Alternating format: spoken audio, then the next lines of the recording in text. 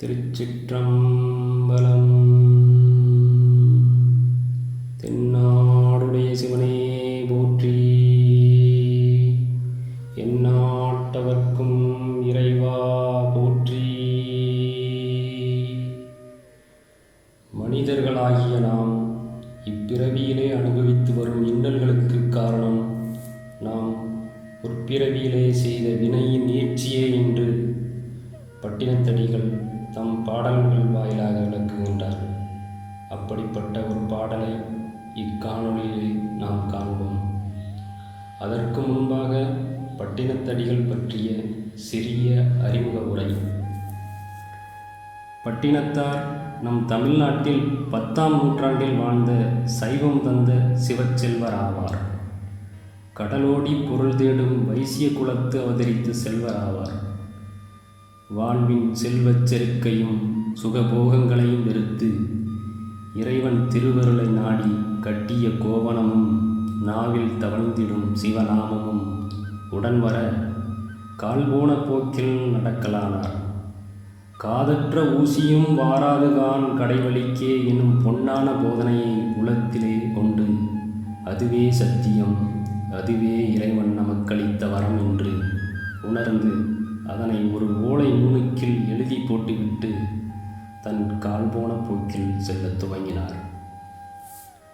ஊர் ஊராய் சென்று சிவதரிசனம் செய்து யாக்கை நிலையாமையை உணர்ந்து பூமியில் சிற்றின்பக் கேணியில் மூழ்கி கிடந்து இறைவன் அருள் எனும் பேரருள் பெருங்கடலை மறந்த மக்களுக்கு இடித்துரைப்பது போல் உண்மைகளை உணர வைக்கும் பாடல்களை பாடிக்கொண்டு பரதேசியாய் திரிந்தார். உள்ளத்தை மெல்ல வருடி கொடுத்து உண்மைகளை மெல்ல புகட்டும் பழமையை விட்டு நீங்கி உள்ள உண்மையை போட்டு உடைத்து நம் கண் முன்னே பாதை தெரியுதுவார் என்று உந்தித் தள்ளும் பாடல்கள் ஒவ்வொன்றும் போலித்தனமும் பொய்மையும் சுயநலமும் நிரந்தரமில்லா சிற்றின்பமும் வாழும் முறைக்கு ஏற்றது அல்ல.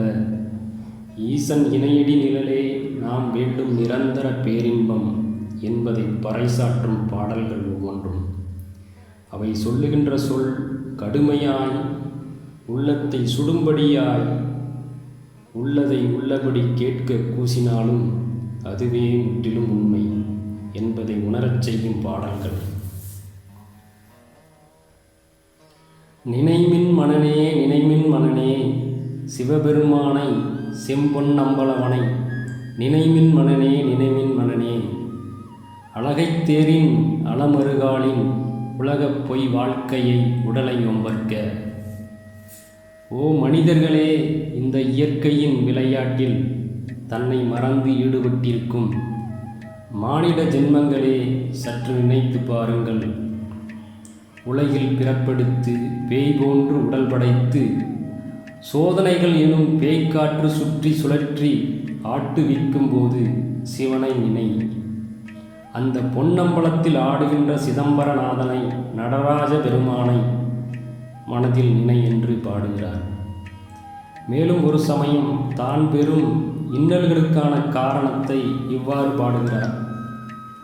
என் செயலால் ஆவது யாதொன்றும் இல்லை, இனி தெய்வமே உன் செயலே என்று உணரப் பெற்றேன்.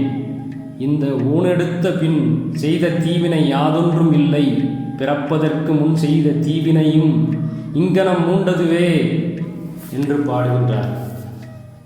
இப்பாடல் காரணத்தை இங்கு காண்போம். பட்டினத்தார் திருவாரூரில் இருந்து கிளம்பி கொங்கு நாட்டை அடைந்து மௌன விரதம் பூண்டு ஊர் ஊராய் சென்று கொண்டிருக்கிறார். அப்போது அவர் ஒரு நாள் இரவில் ஒரு முரடனுடைய வீட்டின் முன்பு நின்று தான் மௌன விரதம் பூண்டு பேசாமல் இருப்பதால் தன் இரு கைகளை தட்டி பசிக்கு சோறு கேட்டார்.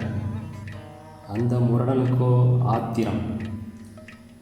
கையை தட்டி சோறு கேட்கிறாயா என்று தடியை கொண்டு அவரை அடித்து துன்புறுத்துகின்றார். இதனால் பெரிதும் பாதிக்கப்பட்ட சுவாமிகள், இனிமேல் என்னை தேடி கொண்டு வந்து யாராவது உணவு அளித்தாலன்றி உணவு உட்கொள்ளப் போவதில்லை என்று முடிவு செய்கிறார். பின் துளுவ நாட்டுக்கு சென்று அங்கு உஜ்ஜயினி மாகாணம் சென்று ஒரு விநாயகர் ஆலயத்தில் உட்கார்ந்து தியானம் செய்கின்றார்.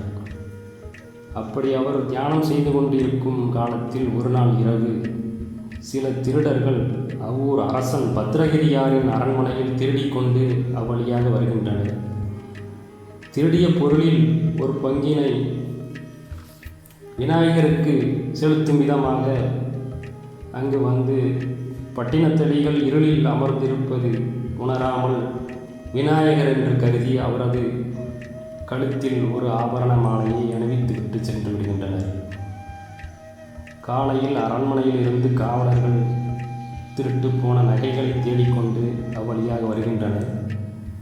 விநாயகர் கோவிலில் பட்டினத்தடிகள் அமர்ந்து தியானம் செய்து கொண்டிருக்கின்றார். அவரது கழுத்தில் ஆபரணமாலை இருப்பதைக் கண்டு அவரை துன்புறுத்துகின்றனர். பின் அரண்மனைக்கு அழைத்துச் செல்கின்றனர். விசாரணை முடிந்து பத்திரகிரியார் பட்டினத்தடிகளை கழுமரத்தில் ஏற்றும்படி ஆணையிடுகின்றார். அப்போது பட்டினத்தடிகள் இந்த பாடலை பாடுகின்றார். என் செயலால் ஆவது யாதொன்றும் இல்லை, இனி தெய்வமே உன் செயலே என்று உணரப் பெற்றேன். இந்த ஊனெடுத்த பின் செய்த தீவினை யாதொன்றும் இல்லை, பிறப்பதற்கு முன் செய்த தீவினையோ இங்கனம் ஊண்டதுவே என்று பாடியவுடன் கழுமரமானது தீப்பிடித்து எரிகின்றது. இதனை பார்த்த பத்திரகிரியார் பட்டினத்தாரின் கால்களில் விழுந்து தன்னை மன்னித்து விடுமாறு வேண்டுகின்றார்.